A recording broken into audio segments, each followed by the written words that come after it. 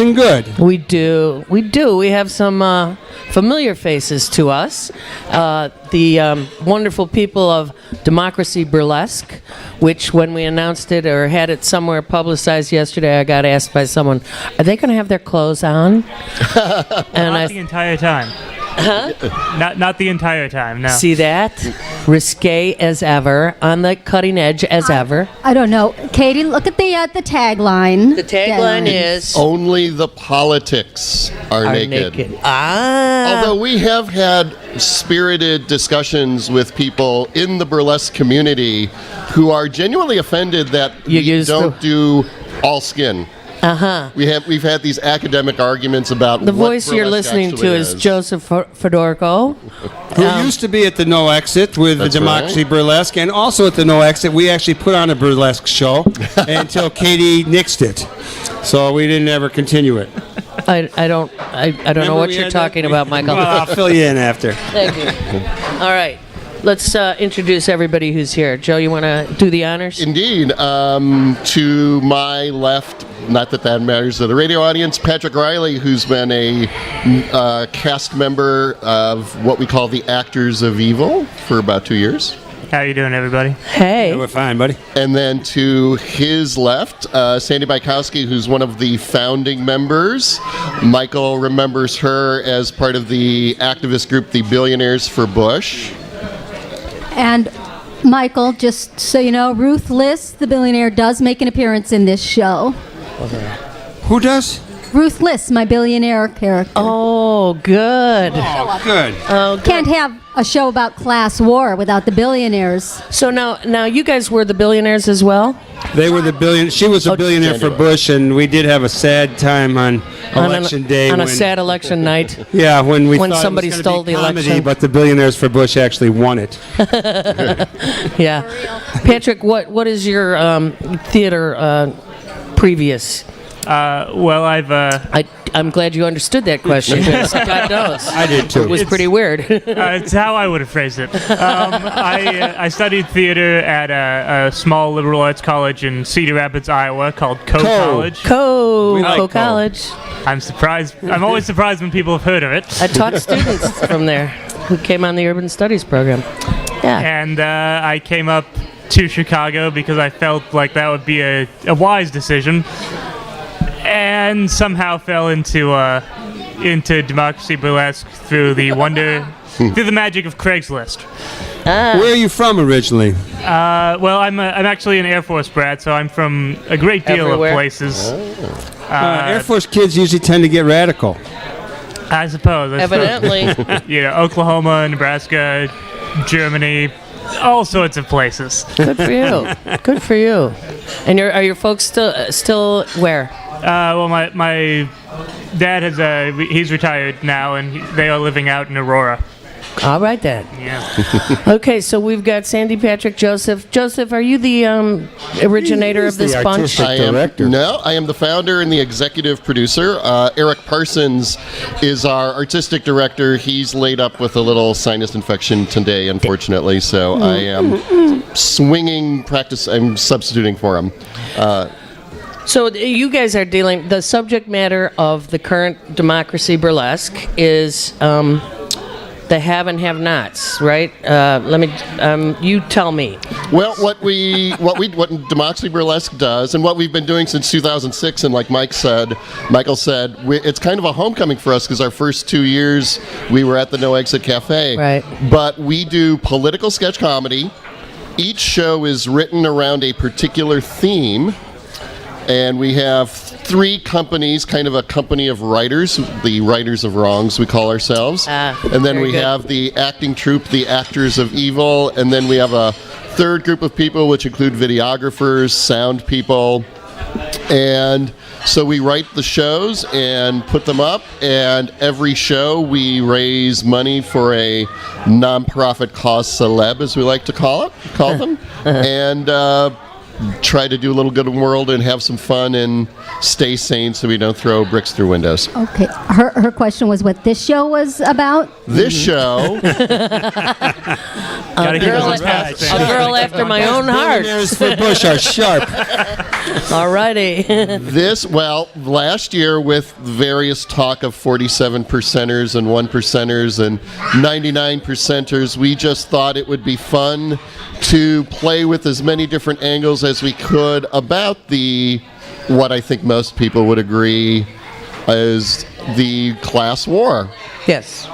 So it's called World of Class Warfare, sketch comedy for every tax bracket. And just in case somebody has to leave the room or their radio, let's let them know where and when. And then we're going to get a little taste of this. So Yes. stay tuned. We perform on Tuesday evenings, symbolism of election night, and these days we are at Hamburger Mary's Attic, which is 5400 North Clark Street in the Andersonville neighborhood. Show times are 7:30.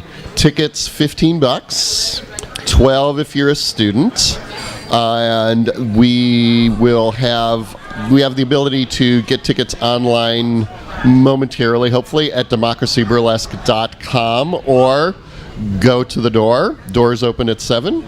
We're going to have drink specials where they're actually going to be serving up something called the Dirty Politic in honor of us. Excellent. And that's it. We this particular show, it's the first of the season. We're running 5 Tuesdays, so February 26th through March 26th.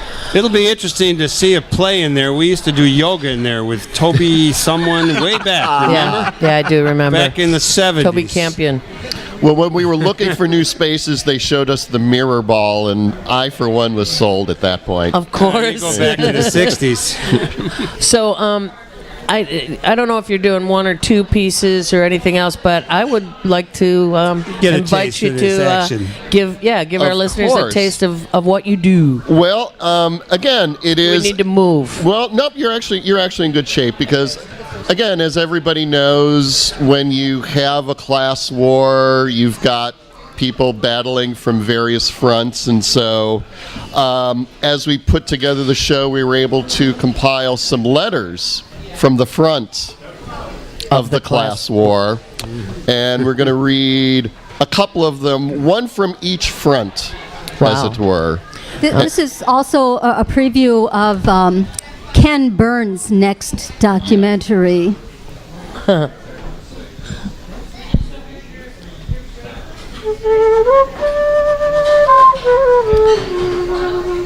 December 12th, 2012. Dearest Mother, thank you so much for the tin of cookies. I was getting so tired of eating nothing but Easy Mac and leftover French fries from my shift at Byron's. The boys here at the apartment are hovering menacingly, though. The rations aren't what they used to be.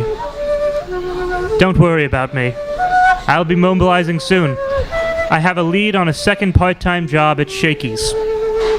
My only concern is that I'd be deployed off the interstate, and gas is nearing $4 a gallon again.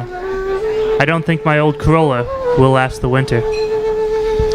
Thank you for the birthday wishes, but to tell the truth, I'm not looking forward to this one. It's one of those milestone years, you know? I turned 26.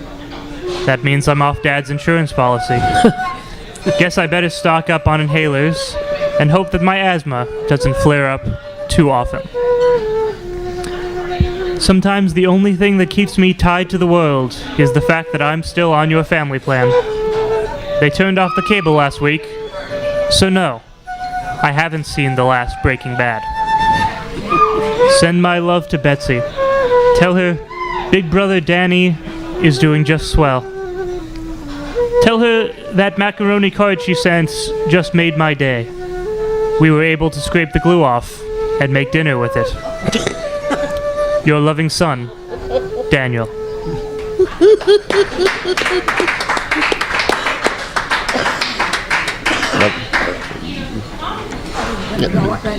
All right, go ahead. Yeah, I want to do another one right away. Do another one. Let's do another one. This is an email to Daddy from Romulus Taggart, CEO, Tentative Temporary Services, subject the company. I wanted to send you a quick email to thank you for your advice. The company you granted me, Tentative Temporary Services, has proven to be one of the most profitable in the temporary services industry. Your notes have helped us realize a 358% increase in profits over the previous year, just as you said it would. In fact, the company is doing so well that I made the executive decision to reward all our workers by releasing them from their duties, effective immediately. That way, they should be able to benefit from the free time that our laborers have provided. And it lets me sell the company to those Taiwanese investors you introduced me to yesterday. Thank you again for the introduction. Toodles! All right. That was Democracy Burlesque. And that last letter was actually an exclusive, which you'll only be hearing here. Although there will be plenty more if you guys come to see the show. Absolutely. Please. So wait, I want to ask. The first letter was from the son who was eating macaroni off of his sister's nice card. Highly economical. And was that it was supposed to sound like a letter from a soldier somewhere? Because it sort of did. Right. That was the point. It was the Ken Burns Civil War documentaries. Right. They were writing the letters. That's why I played that song. And so this is the class war. So these are the front lines. Joe read the letter from, well, the winners of the class war as they are now. The current in the lead. Right. Yeah. Let's not call them winners yet. let's hold out hope that there's battles to be won by us. If you just imagine a black and white Instagram photo being panned over while listening to those letters, you kind of get the full effect. Yeah, that's what I was going to say. How do you stage this? Do you use props? I mean, it was wonderful to hear the flute music, and I totally got the Ken Burns part. I'm not sure if our listeners could hear it totally, but it was a wonderful touch. Do you have other props? No, actually, these are just simply in the spotlight, just someone standing there reading it with a more full recording of the tune in the background. Yeah. Although a lot of it depends on the sketch, obviously. We do have a slight little bit of skin to open the show, and so a little skin. Yeah. You'll get to see Sandy and I as strippers in the class war. Right. Wow. Yes. Class warriors, if you will. So for that sketch, We will. Yeah. So for that sketch, we've got costumes and wigs and things flying on and off. We have a puppet show in the show. We have, we'll have stand-ups and music. What other? So it depends on the sketch. But it's sort of that Second City tradition of mostly use the actors and just minimal props, and hopefully Move the writing. the chairs around on the stage. And hopefully the writing and such. And who writes? Everybody? We have a core group of writers. Sandy is one of the writers. I'm more or less the head writer now. I think we have about 10 or 11 people that write at any given time. Terrific. Yeah, and out of those, 4 or 5 of them also act. Patrick, do you write, or do you just hang out for the food? I mostly hang out for the food, Okay. yeah. But at Democracy Burlesque, we practice a very, we call it a hyper-collaborative style of writing and directing the shows. So the sketches will be written in the moment, will be added to in the moment by the actors and the directors from the initial scripts that the writers actually give us. Yeah, we have a nice mix of writers who are also activists, because Katie and I, for example, worked on the Miguel de Valle campaign, and Sandy's been involved with lots of groups, and one of her buddies, Dave Ehrlich, ran for Metropolitan Water Reclamation District, and he helped us, and so a lot of our writers can bring that sort of knowledge into the writing room while also looking for where to slip the fart jokes in. That was actually going to be my next question, where you guys tend to be a little left of center in your what you present, and I wondered, are people active? And you said they were. Any other causes or campaigns or organizations that some of you are involved with? Well, right now, actually, it's funny. When I leave this meeting, I am off to an Illinois Education Association meeting that's going to talk about healthcare reform and adjunct instructors. One of the other hats I wear is the president of Roosevelt University's adjunct faculty organization. Oh, wow. And so, yeah. We're both looking for some teaching gigs. Well, Yeah, those really poor paying adjunct faculty you're ones telling me are about right it. up our Tell alley. me about it. So that's something I'm currently, and the Northside Democracy for America. Sandy, what are you? I'm trying to think who What are else. you activist with right now? Well, up to this point, I've been working with the Jane Addams Resource Corporation, which is a workforce development agency in Ravenswood. And I'm also hopefully going to start helping get a food co-op going in Ravenswood. Oh, okay. In that area, up on the north side. Yeah. We have an effort going on like that right here, too. A food co-op in Rogers Park. You know, you only perform once a week. I don't mean only, but once a week. How much time do you all spend together? I mean, and do you take... Gee, that's Way kind of too much time. We are joined at the hips. do you take it other places? Do you do any special shows? Or, I mean... You take it on the road. Oh yes, If you want us, we'll go there. we've Yeah. done. I Like think basically you're roadies, basically, right? we are. Yeah, we'll do performances for whatever kind of cause. Actually, somebody within the last 36 hours about wanting to do material on TIFs. on TIFs. And I just Very good. emailed one of our other producers, Adam Barnett, and he said, "That's great. What's a TIF?" Hence the need for Democracy The thing Burlesque. that's robbing our tax coffers. Exactly. You know, you yeah. guys bill yourself as Chicago's only political sketch comedy show, and I wondered what other theaters are out there or any other sketch comedy that you would encourage people to pay attention to, that you would be sympathetic to, or are they inspirational? None. You should only come see us. That's set a you up good on that one. perfect answer, right? How's I just want to put a plug in for the causes. If Yes. you have a worthy cause that you Yes. would like to get a few bucks thrown your way, get a few minutes on stage to plug your organization, give us a call. We are always looking for people to give our money to. It is part of the fiber and why Democracy Burlesque was created. Go ahead. I was going to say now to your question about who we look to. Obviously, we've got the twin totems of Stewart and Colbert. Nationally.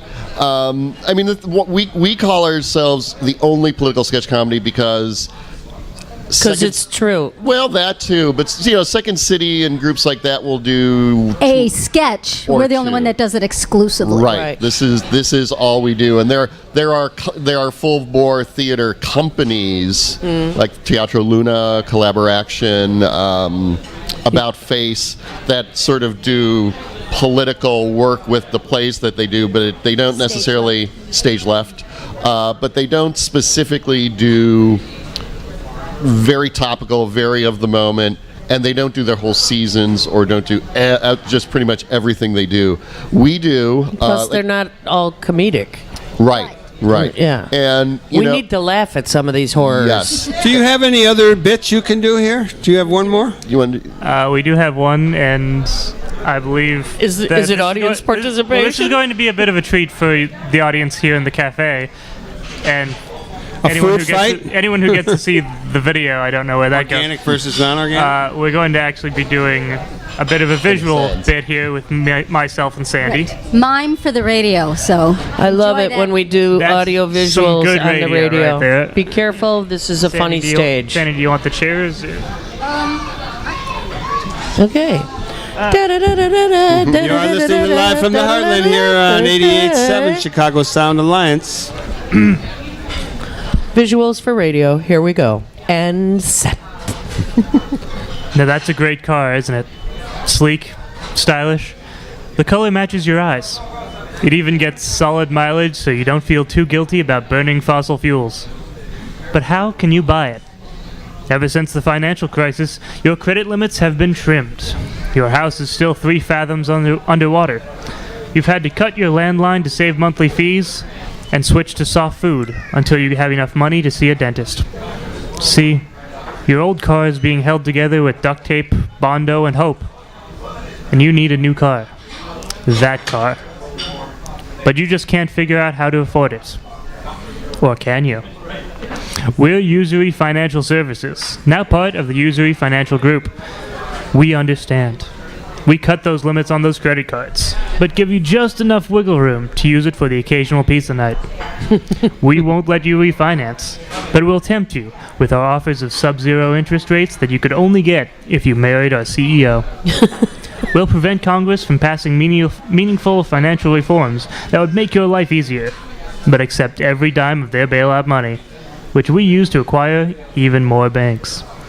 You're too small to succeed, and we're far, far, far too big to fail. We're Usury Financial Services. Believe us when we say, we understand. Oh my gosh. Democracy Burlesque. Okay, give us one more time how we get a hold of you and where your next show is. World of Class Warfare opens this Tuesday and runs each Tuesday through March 26th at Hamburger Mary's Attic, 5400 North Clark. Go to democracyburlesque.com for ticket information. Buy tickets in person. You will be able to buy them online as well. Also follow us because we do radio and audio and video bits. A couple of full-length radio shows are available streaming on our YouTube page. We're even on Facebook. We're friendly. Please join us there. Again, $15 for tickets, $12 if you're a student.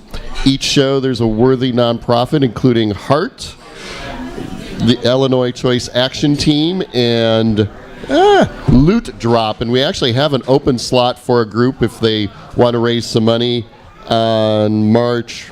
We got some ideas. March 12th. These are new glasses. I'm just kind of tuning in. Talk to Sandy. There you go. All right, let's have a big round of applause for Democracy Burlesque. And Joe, Patrick, and Sandy, thank you so much for coming out this morning. Thank you for having us. You're listening to Live from the Heartland Show. We have a couple announcements.